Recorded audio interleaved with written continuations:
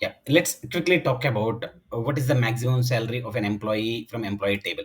If you quickly see this, so my employee table contains 18 records with 8 columns. So if you see, this is the salary column, which has the salary of 2,800 and a maximum is 7,000.